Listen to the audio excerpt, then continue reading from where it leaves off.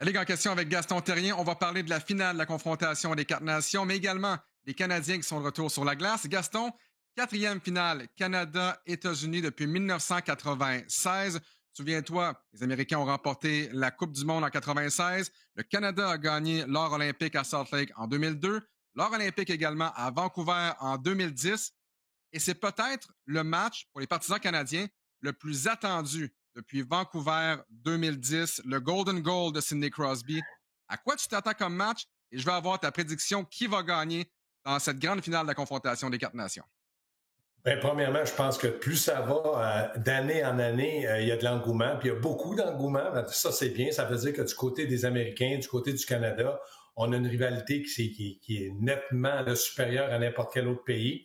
Quand je regarde ça, je m'attends à un match, comme je l'ai dit, il y a deux mentalités. Du côté des Américains, on a une équipe qui est robuste, une équipe qui gagne les bagarres un contre un, une équipe qui dérange, une équipe qui jase. Du côté du Canada, beaucoup de talent, beaucoup de rapidité. On est très habile avec la rondelle. Donc, moi, je m'attends à un bon match.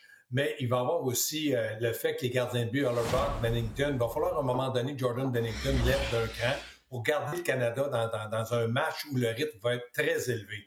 Mais je m'attends à ce que le Canada, pardon, pas le Canadien, mais les Canadiens vont certainement être capables de gagner parce que moi, j'ai toujours favorisé, Alex, l'offensive par rapport à la défensive. Puis je m'attends à ce que du côté des Canadiens, qu'on soit capable d'amener beaucoup d'offensives avec Crosby, McDavid, Cale McCart, McKinnon. C'est des joueurs capables de produire des points. D'accord avec toi? Je m'attends à une victoire du Canada si et seulement si Jordan Bennington connaît le meilleur match de son tournoi. Pour moi, c'est la clé du côté du Canada. Et je suis curieux de voir ce que les gens en pensent. Ce match-là, c'est le match que vous avez attendu le plus depuis quand?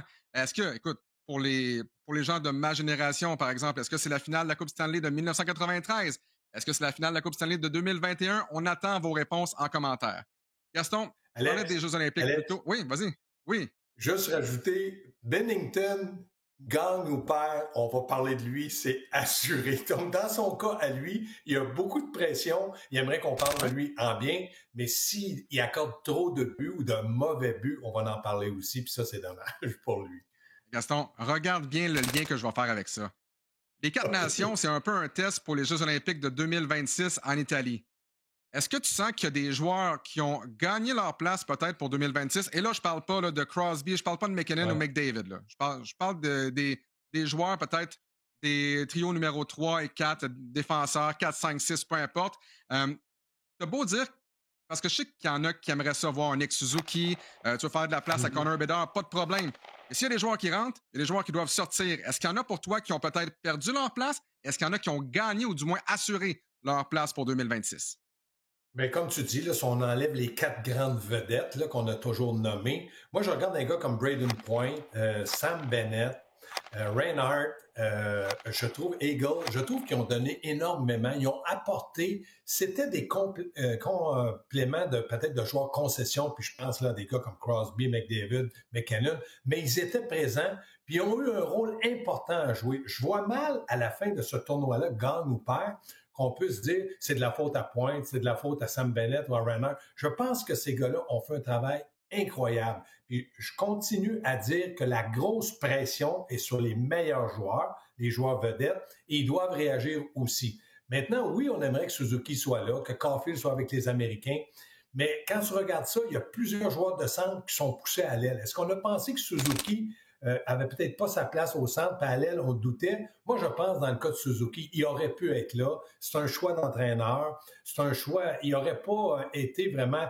peut-être le joueur qui aurait fait la différence entre la victoire et la défaite, mais je suis persuadé qu'il aurait été un bon troisième, même s'il avait joué à l'aile droite, puis dans un rôle un peu plus défensif.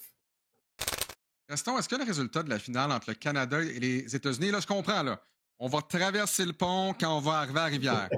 Si le Canada devait perdre, là, est-ce qu'on va commencer à entendre, et souviens-toi à quel point tout le monde dit la même chose à Stéphane Leroux, quand le Canada gagne pas au championnat du monde de hockey junior, la Finlande gagne, là, il faut tout changer à Hockey Canada, il faut prendre l'exemple de la Finlande. Là, si le Canada perd contre les Américains, est-ce qu'il y en a qui vont dire je savais, il fallait qu'on suive l'exemple des Américains, ça passe par l'école, ça passe par les universités, etc., etc.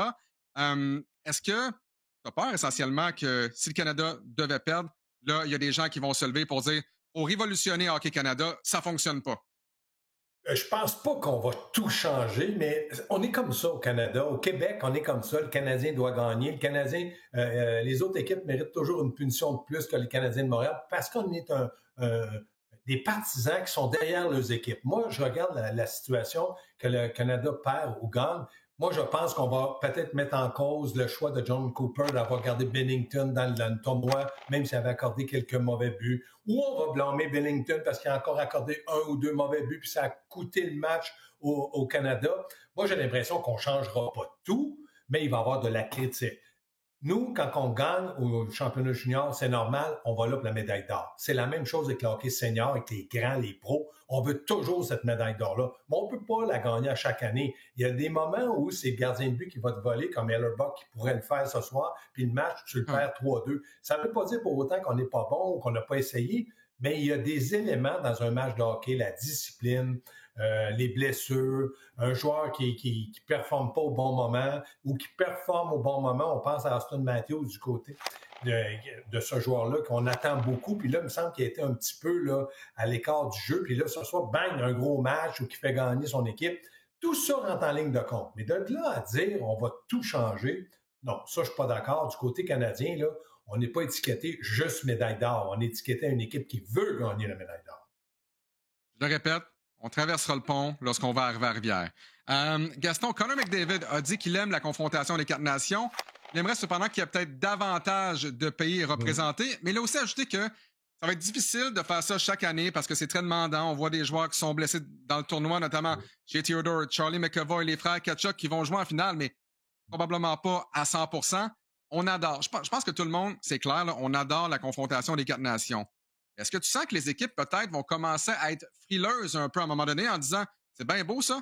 Là, si tu m'enlèves un de mon top 6 à l'attaque, un de mon top 4 et que je rate les éliminatoires à cause de ça, je suis pas certain que j'aime les 4 nations finalement.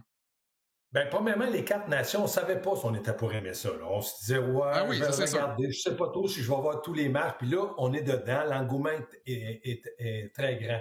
Oui, on aimerait voir des Draisaitl peut-être avec l'Allemagne. Oui, on aimerait voir peut-être un Kucherov aussi. Puis Ovechkin, même si Ovechkin prend de l'âge, il attire l'attention. C'est pas facile. Mais moi, si je suis une organisation, je prends exemple du côté des sénateurs d'Ottawa, puis là, on m'annonce que Brady Tkachuk va jouer le match peut-être ce soir, mais il est à 80%, puis bang, il aggrave une blessure. Parce que tu connais Brady Tkachuk, tu couvres les sénateurs, ouais. Il ralentira pas. Lui, il va jouer à 100%, puis s'il est blessé, mais s'il est blessé, il va avoir des regrets demain matin, puis son équipe, les partisans vont le manquer énormément. Quand tu es dans le mix, puis cette année, le mix, il est gros. Il y en a des équipes qui veulent participer aux séries, sont à 2, 3 points, 1 victoire, 2 victoires. Tu perds un gars comme Brady Tkachuk, ton capitaine. C'est sûr que quand il arrive, tu ne l'engueules pas lui, mais tu es amèrement déçu parce que ça pourrait te coûter une place dans les séries. Puis tu sais très bien, Alex, dans les séries, beaucoup d'argent en jeu. Donc, comment on va pouvoir reviser ça, comme tu dis, pour pas que ça soit trop long? Parce que plus c'est long, plus le risque des blessures est grand.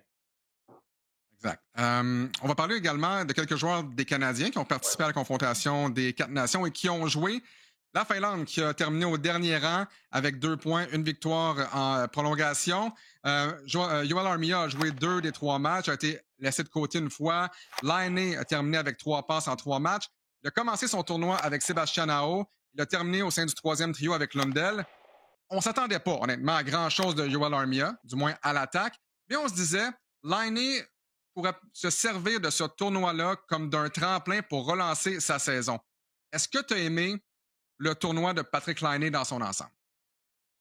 Bien, dans son ensemble, on a vu à peu près le même Patrick Laine. Ce que j'aurais aimé voir de lui, c'est en avantage numérique. Il n'y en a pas eu beaucoup. Là. Les équipes ont été assez disciplinées. C'est pour ça qu'Armia n'a pas senti son utilité. Il est bon en désavantage numérique, mais là, il y a eu moins de punitions. Dans le cas de Laine, il a pris quelques lancers sur l'avantage numérique, il a raté le filet. Peut-être un petit peu manque de confiance. Quand il marquait les buts que le Canadien en avantage numérique, c'était dans l'eau du but, et il frappait le filet, tout le monde était content. Pour lui, ça avait l'air tellement facile.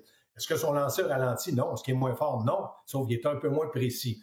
Et on savait que défensivement, ça pourrait être un problème. Mais là, quand tu joues à la maison, exemple avec le Canadien de Montréal, puis qu'il joue contre le 3e ou 4e trio, c'est peut-être un petit peu plus facile pour lui. Mais dans ce genre de tournoi-là, ce sont tous des joueurs élites. ou du moins des très bons joueurs. Donc, défensivement, on ne s'attendait pas à grand-chose. Il ne nous a pas donné grand-chose. J'ai hâte de voir le premier match avec le Canadien de Montréal samedi à Ottawa. Est-ce qu'on pourrait le voir sur le premier trio avec Caulfield, Suzuki, puis mettre Slavkovski avec Dak, puis Martin Saint-Louis dire à l'aîné, tu me dis si tu joues avec des bons joueurs, avec un petit peu plus de temps de glace de qualité, que peut-être ça te donnerait confiance, je t'ouvre une porte. Maintenant, arrange-toi pas pour te fermer la porte ses doigts, parce qu'il n'y aura pas toujours de deuxième chance. Et Laine parlait de son temps de jeu avant le début du tournoi, puis lundi, contre le Canada, il a joué 16 minutes 34, dont 5 minutes 34 sans quitter la glace en fin de troisième période dans la remontée, qui a quand même fait peur au Canada. Donc, clairement, lorsque tu as besoin d'un but, tu amènes des gars offensifs. Laine veut pas, comme tu le dis. Peut-être que défensivement, il ne donnera pas grand-chose, mais quand tu as besoin d'un but, tu embarques un Patrick Laine sur le jeu. Puis Alex, tu peux pas dire que Patrick Laine s'épuise à bouger offensivement. Il s'assit dans son bureau, il attend la rondelle, puis il lance. Donc, c'est là où il peut s'économiser en énergie. Puis quand tu joues 6 contre 5, c'est soit un dégagement, mais c'est rarement une contre-attaque de l'autre équipe. Donc, c'est là, oui, que tu as besoin d'un gars comme lui qui pourrait, juste par un lancer, faire la différence.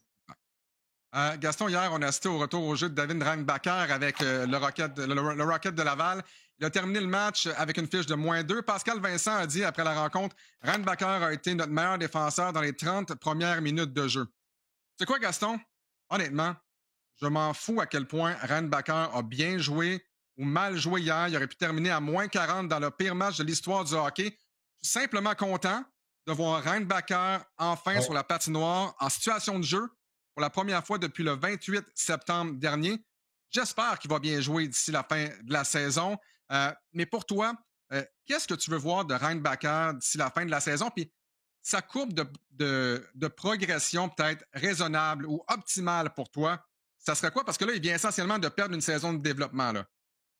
Oui, des fois, je me demande si tu as besoin de moi pour analyser. Tu dis vraiment de bonnes choses parce que moi, c'est la même chose que toi. Non, mais moi, c'est la même chose. Ce que je voulais voir, c'est la glace, parce qu'il est capable de patiner, faire des bons pivots, capable de faire une bonne première passe, appuyer l'attaque. Je savais que le rythme allait être élevé pour lui. Il était 4 mois et demi sans jouer. C'est pas facile pour lui. Donc, chapeau à Reinbacher. Mais moi, je m'attends de ce joueur-là, un joueur qui va jouer, est capable de t'emmener une certaine offensive, stable en défensive, capable d'appuyer l'attaque sur une deuxième vague, un bon lancer, des choses qu'un premier choix doit te donner. Et ce que je vois, j'ai l'impression qu'il l'a. Où je suis content, c'est qu'avec Pascal Vincent, qui est très, très bon avec les jeunes, va beaucoup l'aider, communiquer avec lui, il va lui dire les vraies choses. Puis moi, je m'attends à une progression et j'aimerais qu'il passe le restant de l'année avec le Rocket. Ils vont faire les séries, ils ont une chance même de gagner. Donc, ça va lui donner du vécu, de l'expérience, de la maturité. Reinbacher, Canadien n'a pas besoin de lui cette année. Il va avoir besoin de lui au camp d'entraînement en étant un joueur en confiance qui va progresser comme tous les jeunes qui sont passés que le Canadien ont fait. Puis à un certain moment, on va dire « Wow, Reinbacher, c'est comme Goulet. Il est capable de jouer dans la Ligue nationale. Il nous aide beaucoup. Il a une bonne première passe. Il est capable de lancer au but. » Toutes des choses positives parce que je pense que c'est un bon joueur, c'est une bonne personne puis il veut s'améliorer. Gaston Terrien, merci beaucoup. On se reparle très bientôt et d'ici là, on se souhaite une excellente finale entre le Canada et les États-Unis à la confrontation des 4 nations. Ça risque d'être toute une soirée de hockey. Ça va être un excellent match. J'ai hâte de voir la fin de ce match-là. Puis moi, je vais être à l'antichambre. On va en parler en long et en large. Salut, moi, Alex.